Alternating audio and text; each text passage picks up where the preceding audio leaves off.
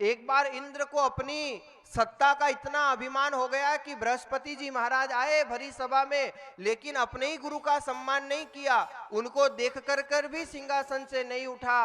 बृहस्पति जी रूठ करके चले गए। और जीवन में जिस दिन गुरु रूठ जाए, समझ लेना जीवन का पतन निश्चित है।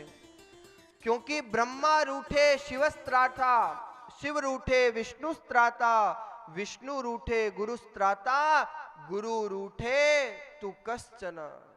जीवन में अगर गुरु रूठ जाए तो व्यक्ति कहीं का नहीं रहता। इसलिए ज्योतिष शास्त्र में भी कहा गया है, विप्रवृंद यहाँ बैठे हैं, ज्योतिष शास्त्र में लिखा है, यस्य केंद्रे बृहस्पति अस्ति तत्र अन्य ग्रहे किम करिष्यति। जिसके केंद्र में अगर बृहस्पति हो, जिसका गुरु मजबूत हो, उसका संसार में कोई बाल भी बाका नहीं कर सकता। इसलिए इष्ट बल और पृष्ठ बल, गुरु बल सदैव मजबूत होना चाहिए। गुरुदेव का अपमान किया, इंद्र के हाथ से सत्ता चली गई, सत्ता विहीन हो गए। असुरों ने जाकर स्वर्ग पर आधिपत्य कर लिया।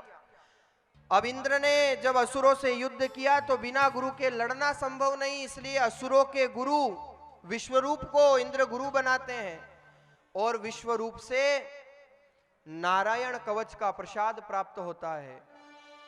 बहुत से लोग गले में नारायण कवच बांध करके पहनते हैं ताकि कोई अनिष्ट न हो। मैं तो कहता हूं गले में पहनने की अपेक्षा इस नारायण कवच को याद ही कर लो तो सदा कंठ में विराजमान रहेगा। इससे बड़ा और सुंदर बात क्या हो सकती है। विश्व रूप से नारायण कवच प्राप्त किया, इंद्र ने युद्ध किया।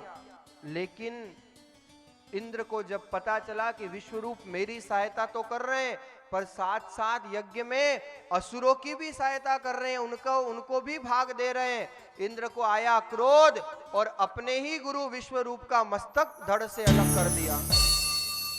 विश्व रूप के पिता त्वष्टा को जब पता चला कि एक तो इसका भला किया और अपने ही गुरु को मानकर विश्वरूप को मार दिया, त्वष्टा ने संकल्प कर लिया और एक यज्ञ का आयोजन किया।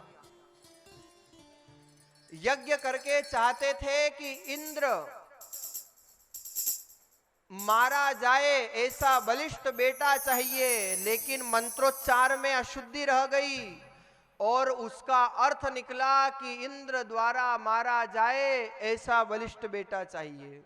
इसलिए मंत्रों को बहुत सोच समझ करके शुद्धि पूर्वक, अन्यथा अर्थ का अनर्थ हो जाता है। त्वष्टा चाहते तो थे इंद्र को मारे ऐसा बलिष्ठ बेटा, लेकिन मंत्रोच्चारण में शब्द निकले इंद्र द्वारा मारा जाए ऐसा बलिष्ठ बेटा चाहिए। और परिणाम ये हुआ कि उस यज्ञ अग्नि से वत्रासुर नामक राक्षस दैत्य का जन्म हुआ। भयंकर युद्ध छिड़ा इंद्र और वत्रासुर के बीच में। इंद्र घबराने गए, दौड़े दौड़े गए ब्रह्मा जी के पास, रक्षा करो रक्षा करो। ब्रह्मा जी ने कहा अगर दधीचि ऋषि अपनी अस्थियों का दान करे और विश्वकर्मा की सहायता से वज्र बनाया जाए तो ही रक्षा हो सकती है, अन्यथा नहीं। गए इंद्र दधीचि के पास। परकार्याणि साधयति स साधु, जो परहित कर दे वही तो साधु है। दधीचि ने अपनी अस्थियां दान कर दी। विश्वकर्मा के संयोग से वज्र बनाया गया। इंद्र और वत्रासुर का भयंकर युद्ध छिड़ा और जैसे ही युद्ध प्रारंभ हुआ, अब वत्रासुर की भी हारने जैसी स्थिति आई। लेकिन आश्चर्य की बात, था तो असुर पर मरते मरते भगवान को याद कर रहा है। जब इंद्र वज्र से प्रहार करता है तो वत्रासुर के मुख से भगवान की स्तुति हो रही है। न नाक पृष्ठम न च पारमेष्ठम न सर्वभौमं न रसाधिपत्यम न योग सिद्धिर पुनर्भवं वा सम्यं सतत्वा विरहय्य कांक्षे। वत्रासुर कहता है मैं मारा जाऊं तो मारा जाऊं, लेकिन प्रभु मैं आपका इंतजार कर रहा हूं। अजात पक्षः इव मातरम खगा स्तन्यम यथा वत्स तराक्षुधार्ता प्रियम प्रियेव विशति विश्वना मनोरविंदाक्ष दृश्यते त्वाम।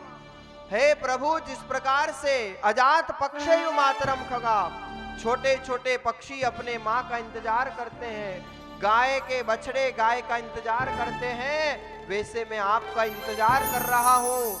और इंद्र ने एक वज्र का प्रहार किया, वज्रासुर मारा जाता है, देवता लोग पुष्पों की बरसात करते हैं, जय जयकार करते हैं। बोले भक्तवत्सल भगवान।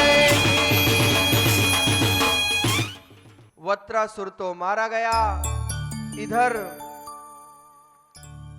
राजन परीक्षित प्रश्न करते हैं कि आखिर था तो राक्षस, फिर भगवान को अंत में कैसे याद किया? कौन था ये वज्रासुर? सुखदेव जी महाराज ने श्रवण कराया, ये वज्रासुर पूर्व जन्म में चित्रकेतु नाम का गंधर्व था, भगवान शिव का परम आराधक। लेकिन जब शिव भक्ति करने के लिए कैलाश पर गया तो भगवान पार्वती को गोद में लेकर के बैठे थे।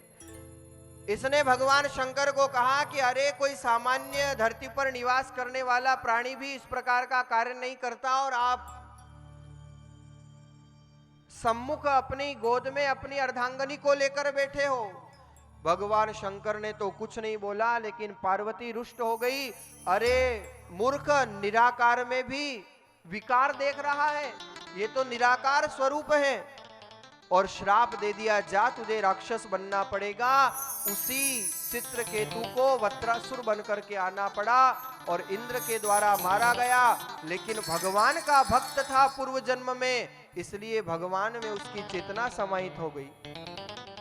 वज्रासुर जब मरा तो इंद्र के माथे ब्रह्म हत्या चढ़ गई। 1000 वर्ष तक तपस्या करनी पड़ी और उसके बाद भी 4 जनों ने इस ब्रह्म हत्या का भार संभाला, भूमि ने। इसलिए दोष हुआ कि मिट्टी लाल हो गई, पर वरदान ये मिला कि गड्ढा कभी खाली नहीं रहता, स्वतः भर जाता है। इस दोष को उठाया पानी ने, इसलिए जो जल में झाग उत्पन्न होते हैं ये वज्रासुर के ब्रह्म हत्या का कारण। तीसरा वृक्ष ने, इसलिए वृक्ष से जो गोंद उत्पन्न होता है ये उसी का दोष है ब्रह्म हत्या का। और चौथा इन मातृशक्तियों ने, इसलिए महीने में 4 दिन जो मंदिरों से दूर, रसोई से दूर, ये उस वज्रासुर के ब्रह्म हत्या का भार इन्होंने ग्रहण किया, तब जाकर इंद्र ब्रह्म हत्या से मुक्त हुए हैं।